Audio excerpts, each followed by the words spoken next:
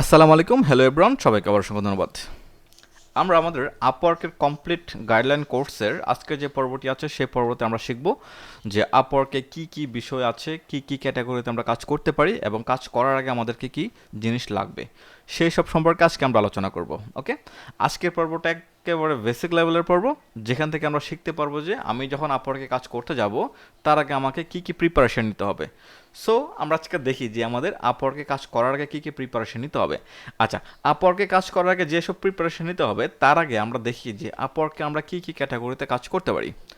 আপওয়ার্কে কাজ করতে গেলে মোটামুটি আপনার একটা প্রপার একটা স্কিল লাগবে, যে কোনো স্কিল হতে পারে। আপনি যদি ডেভেলপমেন্ট অ্যান্ড আইটিতে কাজ করেন, আপনার ডেভেলপমেন্ট অ্যান্ড আইটির স্কিল ডেভেলপ করে আপনি কাজ করতে পারবেন। ডিজাইন ক্রিয়েটিভ আছে, সেলস মার্কেটিং আছে, রাইটিং ট্রান্সলেট আছে, অ্যাডমিন সাপোর্ট আছে।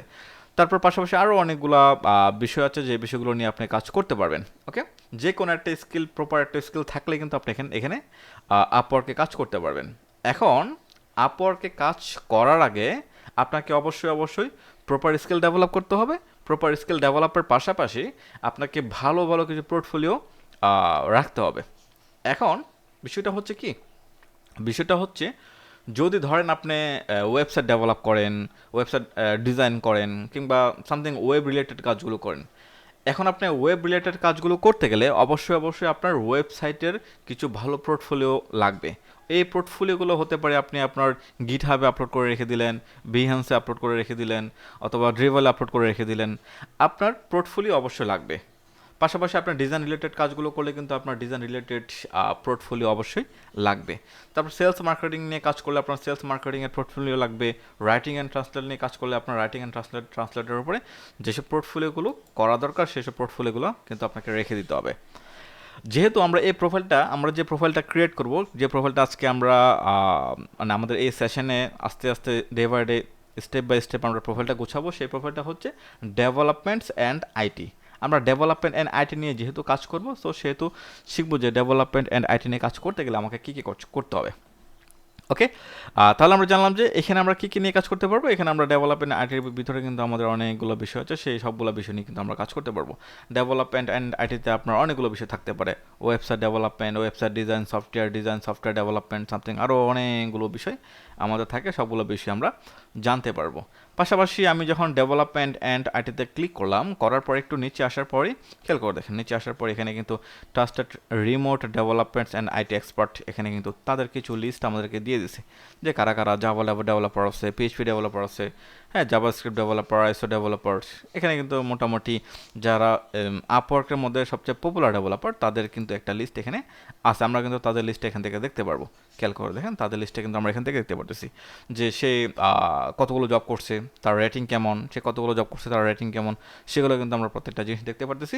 আর কে কোন ক্যাটাগরিতে জব করে তাদের একটা লিস্ট আমরা পাচ্ছি, মানে আপওয়ার্ক রিকমেন্ডেড করতেছে তাদেরকে। মোটামুটি তাদের প্রোফাইলগুলো ভালো, অনেক ভালো। ওকে, এভাবে যখন আমরা একটা প্রোফাইলকে ডেভেলপ করব, এই প্রোফাইলে অ্যাভেলেবল কাজ করব, তখন কিন্তু আমরা আপওয়ার্কের রিকমেন্ডেড ফ্রিল্যান্সার হিসেবে কিন্তু আমাদের প্রোফাইলগুলো এখানে আসার পসিবিলিটি থাকবে।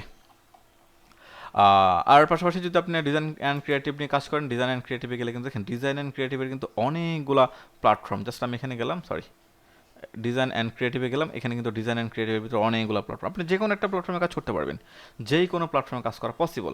ডেভেলপমেন্ট আইটিতে গেলাম, ডেভেলপমেন্ট অ্যান্ড আইটির কিন্তু হিউজ পরিমাণ একটা প্ল্যাটফর্ম। এখানে কিন্তু অনেক কিছু, data science analytics, e commerce development, হ্যাঁ, অনেক কিছু, game development, IT networking, mobile apps development, অনেক অনেক অনেক কিছু কিন্তু, হ্যাঁ, ওয়েব ডেভেলপমেন্ট অ্যান্ড ডিজাইন অনেক কিছু কিন্তু আছে।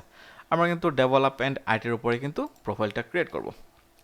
এই যে দেখলাম, এখন আপওয়ার্কে যাওয়ার আগে তো আপনাকে অবশ্যই লাগবে যে বিষয়গুলো বললাম, সেটা হচ্ছে যে আপনার পর্যাপ্ত পরিমাণের পোর্টফোলিও। এই আপওয়ার্কের মধ্যে কিন্তু যে ক্লায়েন্টগুলো থাকে তারা কিন্তু সেন্সিটিভ ক্লায়েন্ট, মানে হচ্ছে যে এখানে ফেক ক্লায়েন্ট খুবই কম বলা যায়।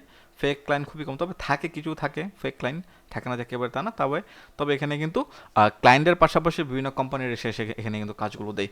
সো আপনাকে এখানে কাজ করতে গেলে অবশ্যই আপনার পর্যাপ্ত পরিমাণের পোর্টফোলিও লাগবে, পাশাপাশি আপনার পর্যাপ্ত পরিমাণের স্কিল ডেভেলপ করা লাগবে। আচ্ছা, এখন আপওয়ার্কে যদি আমরা কাজ করতে যাই তাহলে আমাকে কি করতে হবে? আপওয়ার্কে কাজ করতে গেলে প্রথমত আমার লাগবে একটা লিঙ্কডইন প্রোফাইল। আপনি একটা লিঙ্কডইন প্রোফাইল গোছাবেন, সাজাবেন একদম পারফেক্টভাবে। যেহেতু আপনি অ্যাজ এ ডেভেলপার হিসেবে আপনার লিঙ্কডইন প্রোফাইলটা যতটা সুন্দর করে গোছানো উচিত এতটা সুন্দর করে আপনি গোছাবেন। পর্যাপ্ত পরিমাণের ইনফরমেশন দিয়ে কিন্তু আপনার লিঙ্কডইন প্রোফাইলটা আপনি এখানে গুছিয়ে রাখবেন।